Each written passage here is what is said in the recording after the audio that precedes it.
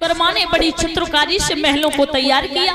बड़े सुंदर महल हैं। अगर दूर से देखा जाए परीक्षित महाराज तो जहाँ जल भरा है वहाँ सूखा नजर आता है, और जहाँ सूखा है वहाँ जल नजर आता है। सब देखने के लिए जाने लगे तो दुर्योधन भी देखने के लिए चला। महाराज दूर से देखा दुर्योधन ने कि पानी भरा है। महाराज दूर से ही धोती को समेट लिया। पास में पहुंचे वहां सूखा था, सिर में हाथ मारा, हम तो वैसे ही परेशान हो गए। अरे यहाँ तो सूखा पड़ा है। महाराज जल भरा हुआ था, सीना ताने हुआ चला गया दुर्योधन। द्रौपदी अटारी पर खड़ी हुई थी। परीक्षित महाराज जैसे ही सीना ताने चला गया, गड्ढे में पैर चला गया। परीक्षित महाराज पैर फिसल गया, दुर्योधन जमीन पर गिर पड़ा। द्रौपदी अटारी पर खड़ी हुई थी। द्रौपदी ताली बजाकर हंसने लगी। अरे आज पता चल गया कि अंधे के अंधे ही होते हैं, क्या दिखाई नहीं दे रहा था। जैसे इतने शब्द कहे हैं भैया गजब हो गया। द्रौपदी बोली कि धुलने से नहीं भूलते हैं, और जो बाण व्यंग के होते हैं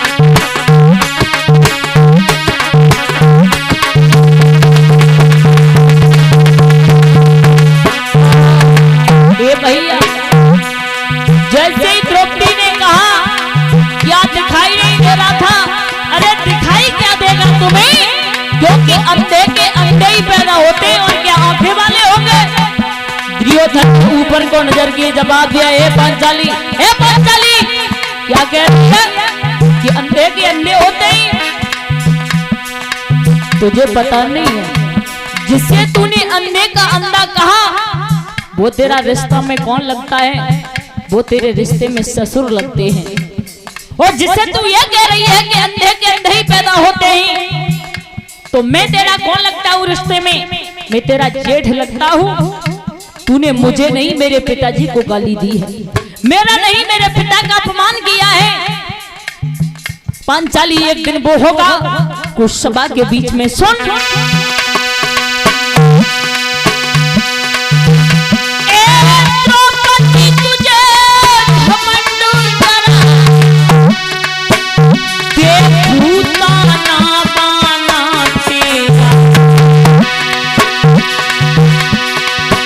यदि सभा में नंगी नाई करी तो दुर्योधन नहीं नाम।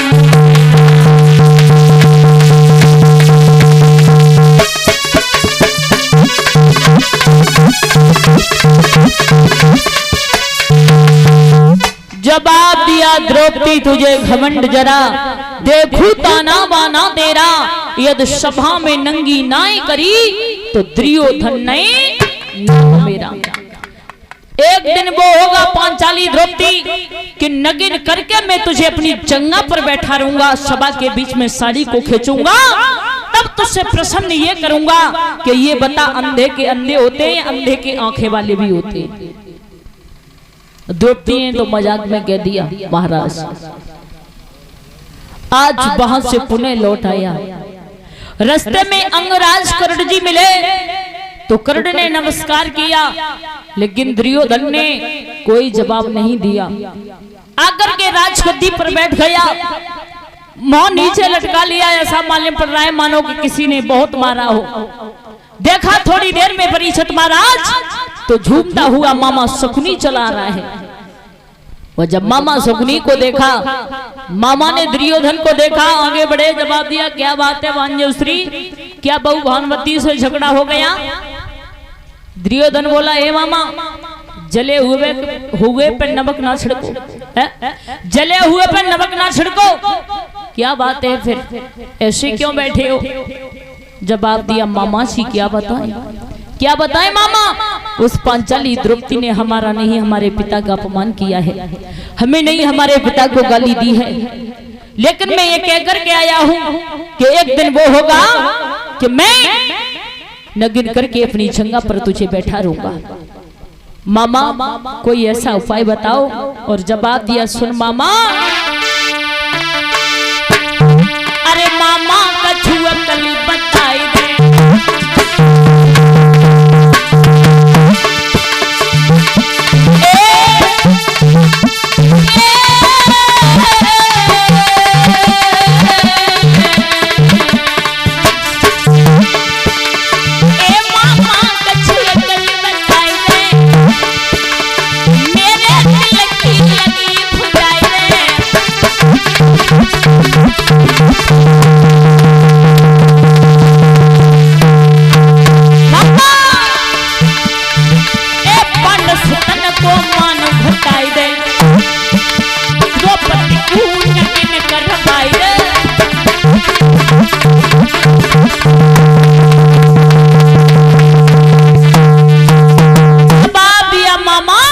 कोई ऐसा उपाय बताओ जो पांचाली द्रौपदी नगिन हो जाए इस बीच में और आकर के मेरी जंगा पर बैठ जाए। मामा सुकुनी बोलो, ए भांजेश्री, जब छोटी सी बात के ऊपर आप इतने बड़े उदास हो। परिषद महाराज जो साले होते हैं ना बड़े बेकार होते हैं, ध्यान रखना महाराज, सालों से हमेशा बच करके ही रहना। अगर घर पर साला आ जाए तो परिषद महाराज आ जाए घर पर साला तो एक दिन रोको, दूसरे दिन रोको और तीसरे दिन अगर जाए नहीं तो अपने आप कह दो भाई मौसे ही कहे जाए ना रे, जाओ घरे, यहाँ क्या कर रहे हो। क्योंकि महाराज ये साले बड़े ही बेकार होते हैं।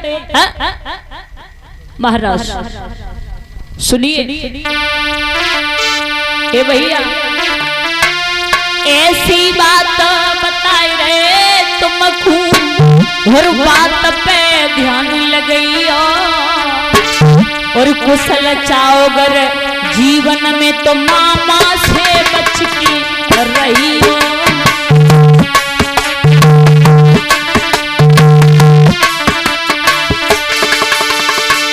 भैया ऐसी बात बताए रहे तुमको, बात पे ध्यान लगई, ऐसी बात बताए रहे पिंटू, बात पे ध्यान लगई और लछाओगर जीवन में तो मामा से बच की रही हो।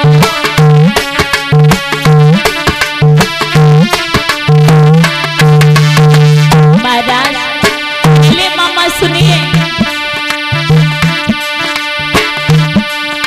सरवण कुमार रवनीर बरन को सरजू तट पे लाओ। सरवण कुमार महाराज जिस समय उनके माता पिता प्यास से बेचैन थे, परिषद महाराज तीर्थ करवाने के लिए ले जा रहा था। कहा बेटा बड़ी तेज प्यास लगी है, थोड़ा जल पिला दे। तो जैसे ही सरवण चलाए हैं महाराज, सर्व कुमारी रवनीर बरन को सरजू तट पे लाओ। राजा दशरथ ने बाण चला लोक कुलला सिराओ।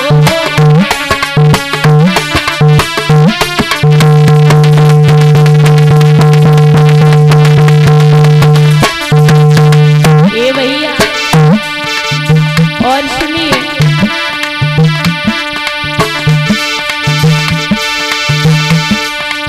महाराज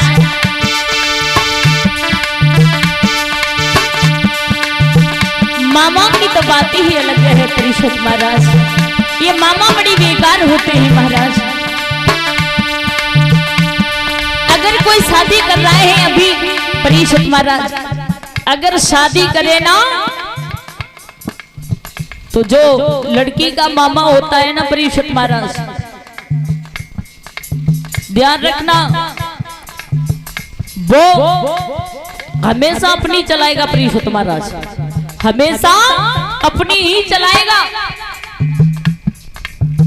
बेचारे जितनी क्षमता होती है लड़की वाले को, जितनी क्षमता होगी परीक्षित महाराज उतना ही तो देगा। लेकिन परीक्षित महाराज मामा हमेशा, क्योंकि कोई माता पिता ये नहीं चाहता है परीक्षित महाराज कि हमारी बेटी की शादी ऐसे घर में हो जो हमारी बेटी को सारी जिंदगी दुखी मिलता रहे। हर माँ बाप यही चाहते हैं कि हमारी बेटी की शादी ऐसे घर परिवार में हो जो सारी जिंदगी हमारी बेटी खुशी खुशी से रहे। महाराज राजा दशरथ ने बाण चलाया तो बेटा सरबड़ वही राम राम कहकर के उसने अपने प्राणों को छोड़ दिया। जब दशरथ जी जल लेकर के पहुंचे, अंतिम सांसों में कहा था सरबड़ ने कि हे मामा जी, आप मेरे माता पिता को जल पिला देना। जैसे गए दशरथ,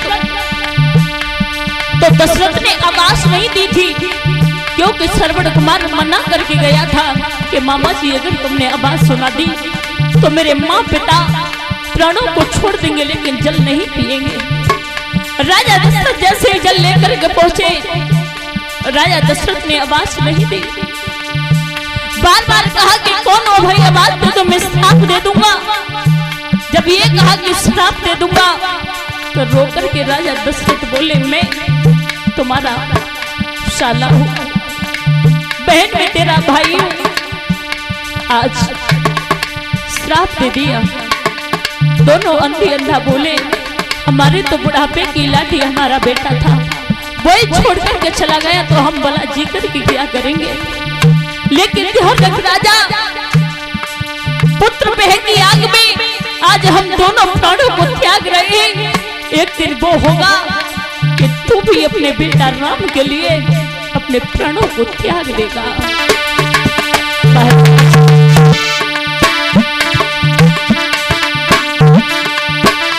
मारीच बना था माया मृग जन सीता रड़ी कराओ।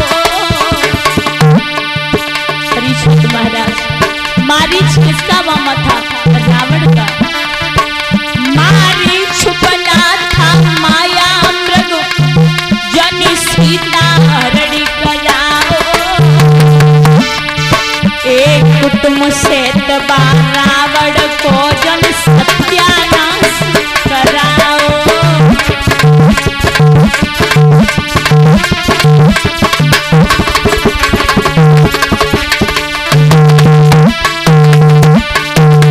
और सुनिए परीक्षित महाराज, मामा थे श्री कृष्ण के और भारी पाप कमाए। भगवान कन्हैया के मामा कौन थे? कंस। मामा थे श्री कृष्ण के, अरे भारी पाप कमाए। बहना अपनी को दुख दे और छह भाग्य भरवाए।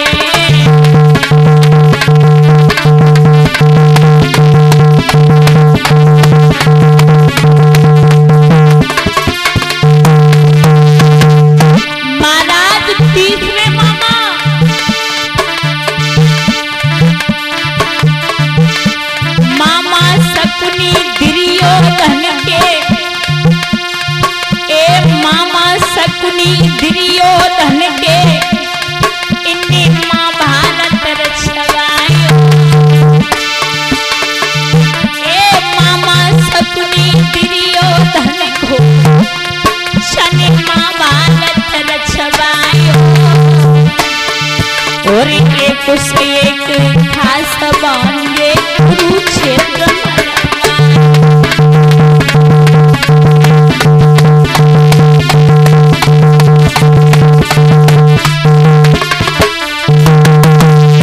और महाराज ए लड़की बालो दानो हेतु है जाकी जितनी सामा। और पीछे गेल में टांग अड़ाई ले असल ली